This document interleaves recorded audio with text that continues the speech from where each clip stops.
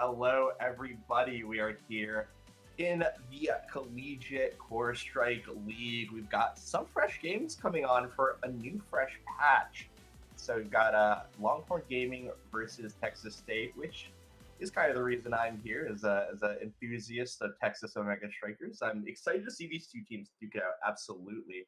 I have a lot of chatting to say about these two teams. I, no bias, recently won a tournament with Nikki Minilin. So I think I've got an analysis on what's going on with the side of Longhorn Gaming. But I think if there is someone to take him down, it will be Jacob. I think that guy has improved so much since DreamHack, and I think that he has a lot going for him. So if he's able to hold it down, I can see the side of Texas State pulling out this one.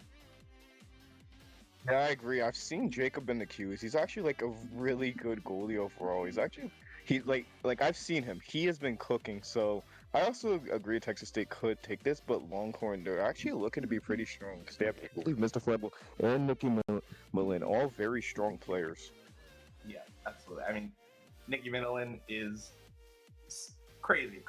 I think that she has a unique quality among brawlers in that she knows how to strike second, which I think is very big, especially in the collegiate league as well, where historically it's been a little bit goalie favored, so being able to win a lot of those strike court interactions and 1v1s can really come into play. And usually she also draws just a Kazan ban in and of herself, so that allows Flambeau to cook up a lot. And actually, speaking of Flambeau, I know that he's a big rune enthusiast as well. The recent rune buffs are kind of interesting. I think that there was a lot of changes made to the way that stagger works, the way that damage works, and with kind of the new awakening swap in and out, a lot of people were expecting kind of a low lethality meta. But as of day one, a lot of people are talking about how lethality's been pretty high, and I think Rune hasn't been contributing to that per se, but he's been buffed in that direction of being a pseudo brawler where that light hit on a staggered target can actually send you pretty far. So I think if the side of Longhorn can play around that, I know that Nikki Midland plays Kazan, plays Zataro, plays characters that could really burn through these stagger bars. If Flamber's Rune is able to take advantage of that, I think we'll see some pretty funny KOs coming out of the series. Yeah, true. Yeah, true. These bans, just like in general, actually no, like these buffs and such. Yeah, they could be in a lot. Although the patch hasn't even been out for like a full 12 hours yet. Beyond this point, everyone's trying to get used to it as quick as they can, trying to learn it fast, especially the new awakenings and stuff. But besides that, looking at the picks here, we have Texas State picking Army's app as the first map we're going to see, with Longhorn counterpicking the lap for game two, and our decider will be Oni Village. Yeah, interesting to see. I think that obviously Imuzap coming out first means that maybe Texas State. I've been cooking up Erasmus. I'm excited to see that. I'm excited to see that. I don't know if Flambeau's been cooking up Erasmus himself. There has been Erasmus buzz lately, specifically around the damage that he could do with his abilities, but that's not really going to impact it too much on Imuzap. I think of course the big thing to always be centered on is the hook and the center. So that was kind of left untouched. So but Rasmus is not going anywhere as a center pick for this map. So I think that any midfielder that has it versus a midfielder that doesn't will have a massive advantage here on Imuzap. So that might be why Texas State picked it up. I think game two though at Lab, I think that's very much a vanilla Omega Strikers. I think that's where you have the make the thing open and close. You have teams that passing back and forth. You can play around the damage in the center, stuff like that. I think that's a situation where Longhorn Gaming, who do play a very traditional like Maple is a goalie, Flambeau is a midfielder, Nikki Minilin is a forward. They play very standard on that map, and I think that is a map that can reward that as well. So I think they're going to be advanced on that. But I'm interested to see how Oni Village goes as well. I would say between these two goalies, Jacob's definitely favored here, the stronger goalie, and that's a goalie favored map. So if it does go to a game three, we might see that dynamic play out. But we're not getting in a game right now. Dang, and honestly, we're back going off with this info. So, our Starter Awakenings being fight or flight and demolition is pretty interesting for Army's game one. Yeah, Which games do you think we're gonna see? I think that I would be surprised if we didn't see Erasmus come out. I think that if Nikki's hovering it, she feels confident on it. That might come out. It might be a rune ban for Flambeau, but I know Flambeau has a bit. Okay, so it is a Kazan ban. Yeah, Nikki bring out a Kazan ban, kind of her strongest pick. I think there's an Ivy ban, which is fair. That's what Jacob's been cooking as well. And I think being the centerpiece of his team, having an ejected goalie will let you kind of play all three roles as needed. Amy, of course, as well, even though she got a nerf, she was kind of indirectly buffed by kind of two of the new awakenings being, or all three of the new awakenings, I think, actually being incredibly powerful on her. So I think overall it's a bit stronger this patch, even with the direct nerf. But looks like we do have Erasmus mirror, and it looks like, yeah, both Erasmuses took size, and the fight or flight will come out for Ozzy and the play as well. Interesting to see, I think. I'm not too sure. The fight or flight, obviously, nice mobility, something that can help the rune out a lot, especially against the era. But I think none of this really matters until like Erasmus wins. Whichever Erasmus plays better, gets more KOs, will be superior brawler here, especially because those Erasmuses. Oh no, actually, Nikki's the one that's at somewhere, which she will have a huge advantage in that mirror matchup since she can simply pull farther. So yeah, Nikki in prime position to snowball the game through KOs, and if she does that, that will be really, really hard for them to stay too much. Yeah, Rasmus overall, just like a very powerful character, especially on this map. And I mean, as you said, like winning the duel against your opponent in like a ditto as such as this could be really effective in snowballing. And speaking of snowball, we might start to see a snowball here with the first goal going down. 9 from 30 seconds hit by Nikki, and off to a good start. Yeah, absolutely. And it's like they're playing forward right now. But is winning a lot of strike wars against Aussie, which will make things obviously easier. But ooh, nice clap for the good win there in the interaction. Look at that barrier. So Nikki Manilin able to respond, and I think that I'm not too sure. It's Nikki Manilin does have a flip here, but I just think that Rasmus is super strong on this map, and it's going to come down to can Nikki play it well, which right now she is playing very well, able to save that flip, able to send it with a primary. So really huge advantage here coming out for Longhorn. Yeah, and with that flip as well she has, that could allow her to play aggressive. Plus Maple Leaf also having their flip nearly ready. We could probably see the first set easily be taken here in a sweep, but I'd like to be proven otherwise. And the hook almost getting a kill, but just can't. Both teams just trying to fight to get past each other's midfield. The hook coming out from Class, but no. Just couldn't get it. The flips going out. Both flips used, not able to get the barrier either one of them. And Nikki trying to play with pressure, but can't do it. Yeah. I'm a little bit interested to see that both Rasmus are playing Brawler. Usually on this map, this is one of the maps where Rasmus midfield is actually the preferred position for him because you just want to play around the center all the time. Oh, right now though, Flambo with a good advantage. So I'm looking for I'm looking at KO though too, so maybe they're able to finish this one out. Yeah, this first KO, looking pretty effective. Nikki fishing for the second, but just couldn't get it. Mr. Flambo does almost have flip, but Ozzy trying to rush in with theirs, couldn't get to the core quick enough. The flip going out from Flambo, and oh, Nikki with the primary, but not able to get it. And the roll going out, but no, Striker will win, and Ozzy does have flip ready. Could see the usage, there it is, but no! Oh! The double save. Close one in the rog. No. Almost. And oh, Ozzy goes down. Flambo wants to play up, has the banish, but no, Jacob dodges it barely. And the log almost going, but no. The wall and all, that could have been horrible if that went in. And the passes left and right. And able to just go like it's a triangle. Nick able to get the first set win. And it's a sweep so far. Yeah, excellent play from 2-4 from Longhorn, getting good passing plays in, making sure that Nikki, at the end of the day, did get that 50-50 shot. Jacob can't really predict that, has to just guess where he'd go, and unfortunately he guessed wrong. And Nikki's going to be rewarded here with spectating. That's going to be a huge win, of course, with Rasmus Mir here, especially because she has the pummelers versus Nice Clap Slicks. So that's yeah. I think obviously, even though it was already looking Longhorn favored with Korea start, it's basically just all out their favor. On top of that as well, actually, a mistake from Jacob here in draft. Knife's Edge is incredibly strong on this map. Actually, I think there's also an argument to say that you'd actually take it on Rasmus over spec trading.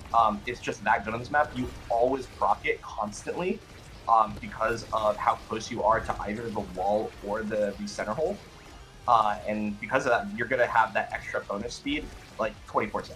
And that makes it incredibly, an incredibly powerful pick on this map specifically. And theoretically, even though you'd have less hook range, because of the spec, that extra mobility would really pay off. So there's an argument that could be made, though. Of course, you can't really go wrong with spec.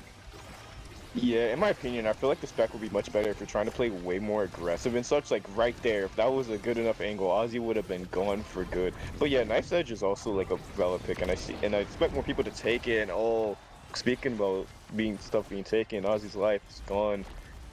See the advantage, but can we see the Oh play off of no. it? Yes, we can. Nikki, oh my God, someone stopped them. Longhorn is looking really good. Yeah, an unfortunate roll from Jacob. He'll make it a little bit too easy for Nicky Millen, but he does have flip to work with. Jacob does have a flip to potentially defend him. He's going to hold it down for a while. He's been able to hold it down for a while, but what I'd really like to see is a bit more aggressive play here from Ozzy.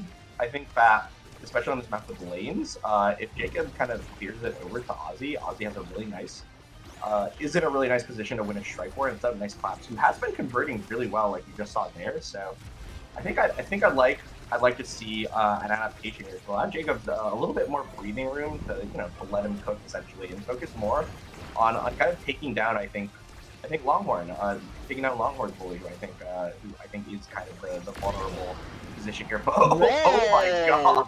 hold up, double just like that? That's the quickest double I've seen. And wait, Jacob, oh, it would hold it down for a bit. Can he hold it down for a bit longer? Yeah. No. Just a tap in. And I mean, Longhorn Gaming, they're looking very, very strong. Texas State, they're just crumbling like their Jenga blocks, but any Jenga tower can be rebuilt. Yeah.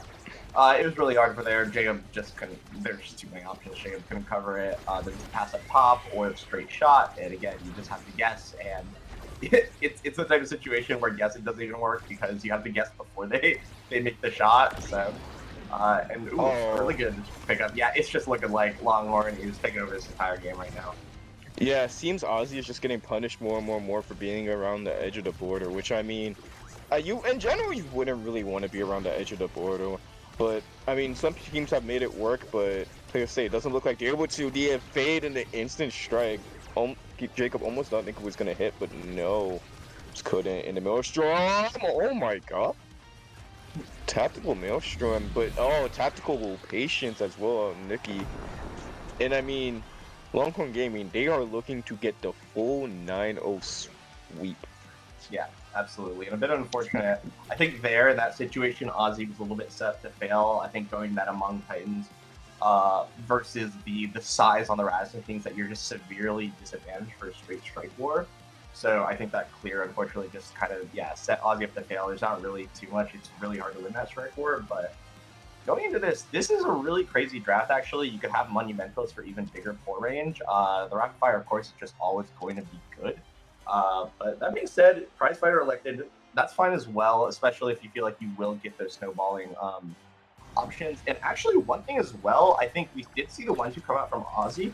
That's not going to be too gun error, except on maybe the NATOs and the triple play, if you are using the extra move speed from dribble plays to maybe get past the goalie. But I think explosive entrance is not actually that bad. It's a dash boost plus an impact. Nice goal from Flambo there, but I will complete my chatting first. But it was plus an impact, so that does allow the arrow beam to hit a little bit harder, which I think can be significant, especially if you are able to pick something else that helps it. That being said, that might not mean too much here. Oh, but right now though, there's the KF being sent out. Yeah, Texas State actually able to get the first blood of a round rather than it being on the side of Longhorn, but can they play off much with this? Not really. Not able to secure a goal. Does get the barrier down though. That could be very effective. And they're on the board. Yeah, nice play. Nice play from Nice Claps there. The ball went in a really good position off of the corner from Ozzy, and that was a perfect range for Rasmus to hit both the core and Maple Leaf. So if we're not able to strike means that could be an easy goal for the side of Texas State. Ooh, that missing the barrier always hurts. It just hurts even more. But Nikki just able to get the 4K, take it down. Nice claps. And strike wars, they can only be won for so long. Jacob just trying to defend the log, able to get it, the roll, not able to stop it.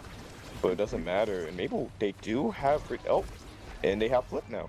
As I was about to say, they do have an IV. Amalia flip. Nescup's going down again. Nikki winning the Ditto. Just Raz is differing so hard. Yeah, that is a 3 prize fighter stack Rasmus. That pull is going to yoink from so far away. I feel like there's just nothing that side of Texas State could do. And even though it's not a perfect game, it does look very strong coming from Longhorn Gaming here. Yeah, it's just an overall dominant game. And I mean, what makes this even like slightly more painful is that this is Texas State's pick, Yeah.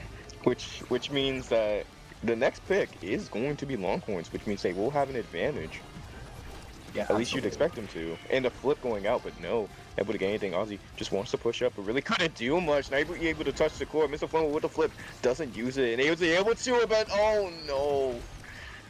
And Nicky just trying to rush it into there. The clip coming out from Jacob, able to get it out for a bit, and Ozzy going down. I mean, honestly, with this aggression, it's not looking too good, but no! The barrier doesn't go down. And both teams they do want to get it into the goal, but they just can't. The punishing, the secondary just to close it out. And it's a 9-1 game, and so far, Longhorn, they're looking pretty dominant and looking to take the momentum in the game too. Yeah, absolutely. Huge timer from Flambeau as well to end that off. By Nikki. Yeah, pretty much an all too easy strike war against Aussie there. The size difference. Well played from Longhorn Gaming. Definitely looking at the stats though as well, right? 7 KOs versus the 2 on the Rasmus. I think that just tells the story of the game kind of in and of itself. Whichever Rasmus kind of gets that player advantage, especially with the fact that Claps went slicks over pummelers. Nikki Minolin was able to take advantage of that extra pummeler speed to its greatest effect there, and I think that made a very big difference in this game. That being said, Yeah, I think that between Nikki Minolin and Flambeau, they're looking like the forward duo to beat right now. I think that Ozzy and Claps will have to think of something a little bit creative if they want to take them out. yeah, it didn't look like the Rasmus era. It was working like it wasn't like the best combo that was working for them. And Nikki, I mean, with those prize fighter stacks, he just kept snowballing, and before we knew it, the game was already over. Yeah, absolutely. And I think going into the second game here, I'm wondering what the teams could do for Atlas Lab. I think the extra damage in the center means that obviously you could do a lot more comps than IMZap. IMZap's meta is fairly restrictive. You really want to run that Julie, you really want to run that Rasmus. You really want to run damage on a goalie typically as well. Though the goalie meta on IMUs is still kind of a little more up in the air, which isn't saying much compared to the forward meta. But on Atlas's lab, you could run a lot more different things. I think that maybe as well with Jacob worrying less about that spec training, triple prize fighter hook. He could play a little bit more offensively on the Dubu and potentially help his team get some of those plays. I think that what we saw in that kind of like last game, we saw Jacob holding it down a lot, but he wasn't really able to use those token fortresses to convert on offensive plays and assist Claps where it was really needed. And I think part of that was simply because Flambeau and Nikki Minolin were playing better. They were the ones that were making sure that Jacob had to blow all of his abilities just to get the clear in the first place. So, but on a map like Atlas's lab, with a little bit less of a Rasmus insta-death kind of threat, I'm wondering if Jacob can equip some of those skates on Dubu and fly a little bit. Yeah, I'm gonna be honest. You lost me at like halfway of what you were saying. You were saying so much, I'm a bit but of a chatter professionally. he's a better chatter than me indeed. I've been doing this for a year. I don't know how long he's been doing this for. Anyways, on to game two. Probably gonna see the Octavia ban on the side of Longhorn. I mean, Octavia on this map could be very annoying because of the black hole you can be pushed into as well. Is the common Kazan ban. I mean, even with the nerfs, he's still getting banned. Yeah, absolutely. So, I mean, yeah, and one thing as well, I think obviously Nikki Minolin's Centauro win rate do not core strike it, but other than that, she's been looking really good on it. Obviously, I've got kind of a first hand seat for that. One thing I think the reason we saw that Octavia ban probably was because this was a Chrono Boost start. I'd like to imagine. I think that might be the reason why, and that might be the reason why we're seeing this X Aramir as well. which I think is an interesting composition right now. I think that obviously with the CTL and the chrono buffs, it's slightly better. But in addition to that, the fact that damage is supposedly a little bit harder to get down now really benefits this comp because that comp is really vulnerable to getting KO'd. And speaking of a KO comp, we've got something of a Vice and a Zentaro here coming up for the side of Longhorn. So they'll have one objective here, and that's to make sure that Ozzy and Nice Claps are off the map for a good significant portion of the rest of the game. Yeah, I was about to say that. Yeah, it's looking like it's going to be a lot of kills this game, especially with the Black Hole. And I mean, speaking of things going down, already first barrier down, not even 10 seconds in. And that the Chrono Boost start with the Zentaro dash is going to be really effective. But we're going to see if they can, if we can also see the new Awakening be used here as well. Yeah. What's the actual way? I can't remember names because like explosive impact, I think. Yes, explosive entrance. There you go. Entrance, yes, correct. Yeah. I agree. Yeah. And yeah, one thing I'm actually a little bit curious is this siphoning wand pick on his last. It's not terrible per se, but you are playing a very heavy KO comp here. I don't think you're going to be looking for that extra damage. I think you'd either go, oh, what a nice dash from Nicki Minolin, but I think you really want to play around either staying alive or using that extra mobility from Slicks to get like a lot of really good angles with like the X Maximus strike reset. I think that Siphoning Wand kind of gives you a little bit of both, but you really want to commit one or the other. And I think in this case, you definitely want to commit to the core control since you do have that era. You are an X era combo. Jacob is someone who can follow up for that stuffing pressure as well. So we'll see how it plays out though. As already though, we do have a double barrier take for the side of Texas State. Yeah, and right as you say that, Longhorn also the barriers go down on the flip and Kira Jacob able to confirm. And we're tied 1-1. And already it's actually it's already closer than the first game. Yeah, absolutely. Jacob taking the matter into his own hands, looking really good on that IME, showing us why it was banned that last game. Oh my god, Nikki, let him lit! He's just accepted it.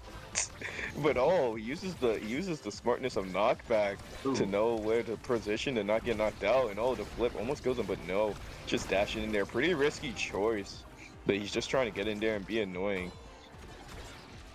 I really like that the Vice Chain Lightning worked. I've been wanting that bug fix forever, and we finally have it. I'm so happy. I love playing this character. The character is so fun. I love how much damage you can do. I love how shockingly deep Chain Lightning bounces can be if you play around it. Is super duper cool. That being said, there's a lot of damage. I actually don't like these supernovas here. It feels like he's just kind of Flambeau is just using them to get the damage out, but they're very easily avoided because there isn't anything else going on, right? You could focus entirely on the Vice secondary or the Vice ultimate, whereas if you just if you use it like where the core is, all of a sudden there's two things that they have to play around. They can't. Oh, and all of a sudden go out of nowhere for Jacob. I may be chatting a bit too much. I should just let you take over the game a little bit more. I mean, you're smarter than me in this stuff, so I mean, yeah. I mean, then again, I'm here to yap more than you. You yap smartly. I yap for just yapping. Anyways, we're trying to see Texas State push up, but no, they just can't. They lose one. Ozzy down once more. Nothing changed from last game, but it probably will. The flip ready on the side of Texas State. They popped the flip, but Flambeau just denying any usage of it. And Nikki does have a flip, but doesn't have the dash. The flip going down, and the shockwave. Oh, not getting the goal, but taking Jacob out. And honestly, if you could just win a strike roar here, that could be it. But Flambeau is literally on like 1 HP. Could lose here, and the dash to try to get Ozzy again, but they just couldn't get the punish. Longhorn, they're just trying to confirm the goal, but Texas State keep defending. They just aren't letting it go. And Nice Claps wanted to push in, couldn't win the strike war. Forced back by accident from the glitch pop. And we're going into overtime here. Ooh, slight lag on the side of Ozzy, but perfectly fine. And the Thunderstruck almost got him in. But hey, barrier goes down, and I mean, things are going on left and right. And no, Jacob, you can't blink there. You just can't. I get the opportunity, but it just won't work like that. Yeah, Texas State almost turned that one around. A really valiant defense from Ozzy as well. Played it really well. Kind of we'll say, gap Flambo a little bit in that situation. So, well played. Unfortunately, just wasn't enough. Longhorn is still there, and one mistake is all that'll cost. You know, already one misclear will lead to a double barrier loss and potentially a goal here. Yeah, but it seems Mr. Flamboy is just trying to give it Nick. Whoa! What happened? Yeah, I think he blinked out of the map because he was hit back while in that secondary animation. So he died for it, but hey, just fade away basically, you know. And I mean, hey, a goal is a goal at the end of the day, and that's the objective of the game, and they won the set for that. So, I mean, you'd love to see it. yeah, absolutely. And here we see kind of the handshake between Jacob and Nikki Minilin. The rapid fire and the Zentaro, absolutely, there's no other word for it, disturbing with the siphoning one and how often you pocket. And on the other hand, another disturbing awakening for goalies specifically going in the hand of Jacob. He'll be able to get a lot of clears, especially against a Vice who can struggle when the core is very, very fast, doesn't really have a lot of responses to it. But he's not too unhappy here, especially with the spec training. It's going to be good on the Vice innately, but it's also going to deny the X as well. He's already been struggling really to have a bit of damage impact in his game. Send off the map Yeah, already. and speaking of struggling, they're already out of the map. Not even like 15 seconds down, and both barriers down. Not even 20 seconds in, and Mr. Flambo just able to hit it in, and already looking good. Yeah, unfortunately, won the interaction against Ozzy again and was able to take the goal off of that. And hopefully we get a closer set for set number one. I'd really like to see Texas State like try to mount a comeback here. I think that it's not really looking too good. Look, nice claps. Unfortunately, just not allowed to play the game anymore, and because of that, it's going to be very, very hard for Texas State to come out in offense. It feels like, especially as well with the IME. IME's going to let it through eventually. She cannot hold it down forever. So interesting to see what we'll see here, and if Texas State will be able to drive this one back. Yeah, one thing I've noticed is that Texas State, they do know how to shift from offense to defense very quickly, but they just really aren't able to execute with much like that blink. I saw the vision, but there was just really not much you could do there beyond that point. Yeah, I think in that situation, Claps, I think probably wanted to block that pass from happening before the mix-up could happen, but because he was staggered, he wasn't really in a good position for that, and it just basically would have cost him his life. And so that moment of hesitation was all that Longhorn team needed really to close out that goal. And just like that, they're kind of 1 point away from taking this set. And the way things are going right now, especially with the fact that this Vice and Zentaro will still look like they're scaling. Heavy Impacts is there. The explosive entrance is there. There's still so much damage left in the Awakening draft that it will be very, very hard for Xero to get scaling going. Yeah, true. It seems like both teams are probably going to try to deny scaling from happening at all and try to go for a quick win at Longhorn. I mean, so far they're playing the winning game in both sides. So let's see if they can keep it up. But no, and Ozzy just not allowing the goal. But Nikki able to get the simple tap into the top side of the goal and get it in, and it's 2-0 in sets. Only game to looking to take the entire match set overall Just like with one more. the emotes, the cheers at the end, which is cute. Okay, so this is an interesting one actually. I think Heavy Impact for the Vice of Zentaro. One of them is going to take it, and they're going to just become Thanos with these stagger bars. It'll be so much. But the other thing to look at here is spark of leadership. A lot of players, I think, have been talking about how this is going to be kind of the new egoist, the new meta-defining awakening that players will be looking for. And I'm actually really, really surprised to see that it's not being picked up whatsoever. With this kind of spark of leadership thrown in, there's 5 sparks now in the pool. So the odds of you getting 3 sparks, that 3 spark kind of that sort of breaking point is really, really high, actually. It's very hard to deny it nowadays. And on top of that, Spark of Leadership now shares that with your team. So what's more broken than 3 sparks is your team, everyone in your team having 3 sparks. And I think that that's what makes it really, really strong right now, but it just does not look the case. Well, no one picked it up right now, but Jacob is able to respond here. But regardless, the damage from Nikki Minilin and Flambo is just so crazy high right now. Yeah, and as you were saying, the spark of leadership, I swear that's one of the sparks that requires like a full commitment to building sparks the entire match. But if you can build that and get everything set, you're sure to win any sets beyond that point. But seeing as it's far into the game, it's probably going to be over before it starts around that time. Yeah. and at the end of the day, fortunately, no one went it. And as much as I'd like to see it, but regardless, as well, I think I'm going to talk about Spark of Leadership a little bit more, but I think it's really good.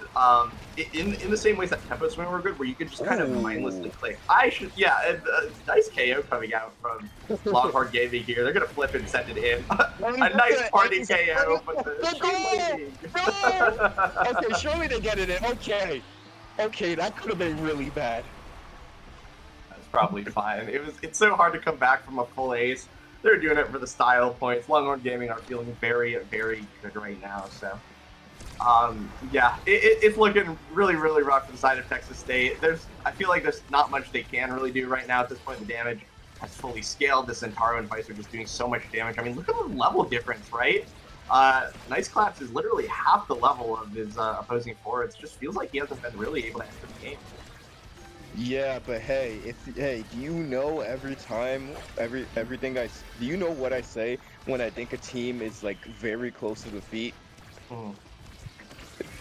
Are you a knower or not? That is the true question.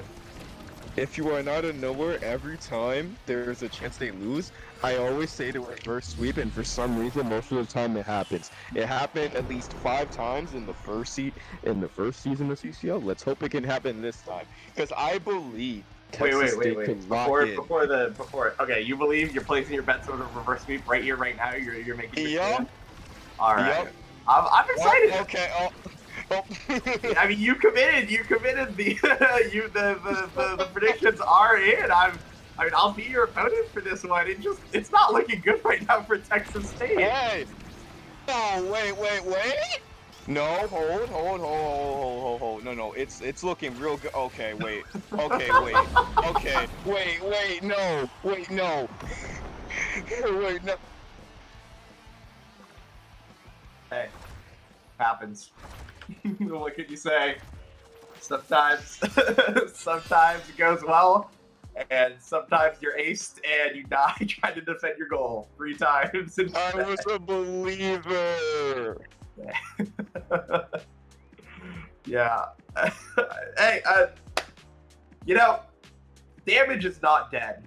That's definitely something that I think has been shown here with this game at the end of it. Some absolutely disgusting numbers coming out. 21,000 damage in 12 minutes coming out from Mr. Flambeau alone, which is basically equivalent to the amount that the entirety of Texas State put out. And I think a tale of this game can be told in its redirects. Mr. Claps could not play, was not allowed to show up, was stopped at the gate before he could enter, and was stopped by just the sheer damage that Nicky Minolin and Mr. Flambeau he got denied at the land entrance. Yeah. They stood outside, and they took his lunch money, and they sent him home. And that's the story of that game.